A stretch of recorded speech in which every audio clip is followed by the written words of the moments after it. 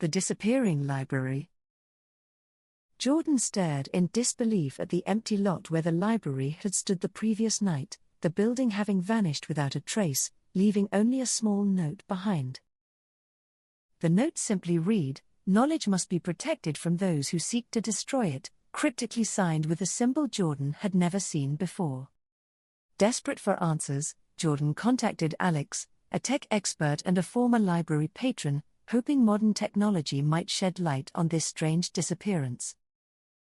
Alex, intrigued by the mystery, agreed to help and began scanning satellite images, only to discover that the library had disappeared without triggering any digital sensors. "It's like it was erased from existence," Alex murmured, frowning at the screen, as Jordan paced the room, trying to connect the note with any historical events. They decided to search the library's archives, hoping to find a clue about secret societies or underground organizations that might want to steal an entire library. As they combed through ancient books and hidden records, Jordan came across an old journal detailing the existence of underground libraries built centuries ago.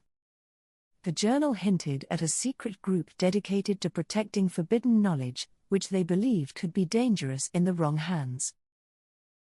Could this be the group responsible? Jordan asked, showing Alex the symbol in the journal, which matched the one from the note left behind. Alex ran the symbol through his databases but came up empty, so they decided to investigate the city's oldest areas, hoping to find hidden connections. The first stop was an abandoned building rumored to have once been the headquarters of a secret society tied to the preservation of ancient texts. Inside, they found a hidden passageway beneath the floorboards, leading to a network of tunnels that stretched far beneath the city's surface. "This is incredible," Alex whispered as they descended into the darkness, guided only by the faint light of their phones and the excitement of discovery. The walls of the tunnels were lined with shelves containing books that appeared to have been untouched for decades, some written in languages neither could recognize. As they ventured deeper, they stumbled upon a locked door with the same mysterious symbol engraved on its surface, confirming they were on the right track. Alex quickly bypassed the electronic lock, revealing a vast underground library illuminated by dim lanterns hanging from the ceiling. Jordan gasped in awe at the sight of thousands of books, scrolls, and ancient manuscripts carefully stored on shelves, the air thick with dust and history. They were not alone. Figures in dark cloaks moved quietly between the shelves, meticulously organizing the volumes as if part of a ritual. One of the cloaked figures approached them, removing her hood to reveal Harriet, the leader of the secret society they had read about in the journal. "We've been expecting you," Harriet said calmly, her eyes sharp but kind, as if understanding their quest for answers before they even spoke. Jordan, still in shock, asked why they had taken the library and what they intended to do with it now that it was hidden underground. Harriet explained that the world was becoming too dangerous for certain knowledge to be left unguarded, and her society had protected such wisdom for generations. "We took the library to preserve it," Harriet continued, "before those who wish to censor history could destroy what it holds." Jordan was torn. On the one hand, she understood the need to protect knowledge, but on the other, secrecy went against everything libraries stood for.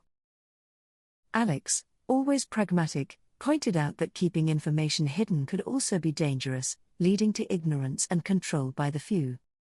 Harriet, sensing their conflict, invited them to see more of the underground library and the history it held within its labyrinthine walls.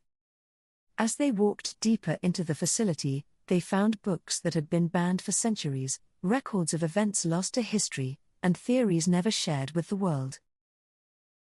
Raphael, a member of the society, joined them, offering insights into how the group operated and the importance of keeping certain knowledge from the public. "Some things are too dangerous for the world," Raphael said, "but we also believe in preserving it for a time when humanity is ready." Jordan struggled with the ethical dilemma. The preservation of knowledge was essential, but who had the right to decide when or if it should be shared? Alex, meanwhile, had been scanning the room for digital traces and found evidence that the society was also safeguarding advanced technologies. "You're not just preserving ancient knowledge," Alex said, confronting Harriet, "you're hoarding future technology too. Why?" Harriet admitted that some inventions could lead to destructive outcomes if released too soon, and their role was to ensure such discoveries were handled responsibly. The group's intentions were noble, but Alex and Jordan were skeptical about the power they held by controlling both past and future knowledge. "What gives you the right to decide for the rest of the world?" Jordan asked, her voice filled with concern for the freedom of information.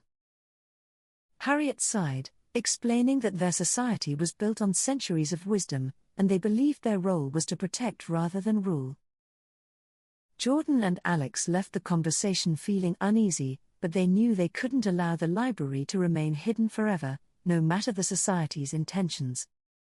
That night, they formulated a plan to reveal the library's existence without endangering the sensitive information it contained. They contacted trusted historians and journalists, carefully orchestrating the release of the discovery in a way that wouldn't cause panic or chaos. Meanwhile, Raphael, who had begun to question the society's secrecy, helped them from within, ensuring they could access critical information. With his help, they uncovered documents proving the society's influence over historical events, subtly shaping the world's course for centuries. Armed with this knowledge, Jordan and Alex decided it was time to expose the truth, not just about the library but about the society's secretive power. The next day, they publicly revealed the existence of the underground library, igniting a wave of curiosity and debate about the nature of information control. Harriet, though disappointed, acknowledged that the world had changed, and the time for complete secrecy was over, though she remained committed to protecting dangerous knowledge. Jordan and Alex secured the library, ensuring that its contents could be studied responsibly while also safeguarding the most dangerous discoveries. Scholars from around the world flocked to the site, eager to learn from the books and technologies that had been hidden for centuries. The underground library became a place of both learning and caution, where knowledge was no longer hoarded but shared with care and responsibility. Raphael, having left the society, helped manage the transition, ensuring that the balance between preservation and openness was maintained.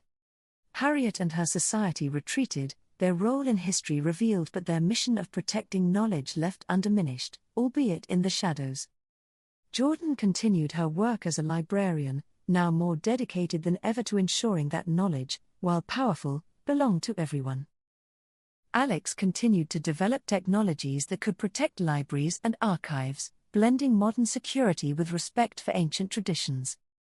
The world learned that while knowledge could be dangerous, hiding it was even more so, and the balance between secrecy and openness became a global discussion.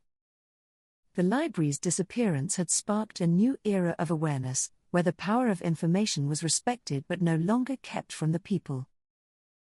Jordan and Alex's adventure had proven that the future of knowledge lay in cooperation, transparency, and responsibility, not control or concealment.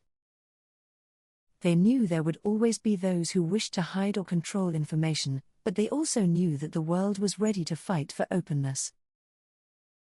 The library, once hidden underground, became a beacon of hope, a reminder that knowledge, no matter how dangerous, must be accessible to all. Harriet's society, though now scattered, remained vigilant, always watching, waiting for the day when they might once again be needed to protect knowledge. Jordan and Alex, now close friends, looked out at the world, hopeful that future generations would learn from their journey and never stop seeking the truth. And so, the library that disappeared became a symbol of what could happen when secrecy meets transparency, and when knowledge is finally set free.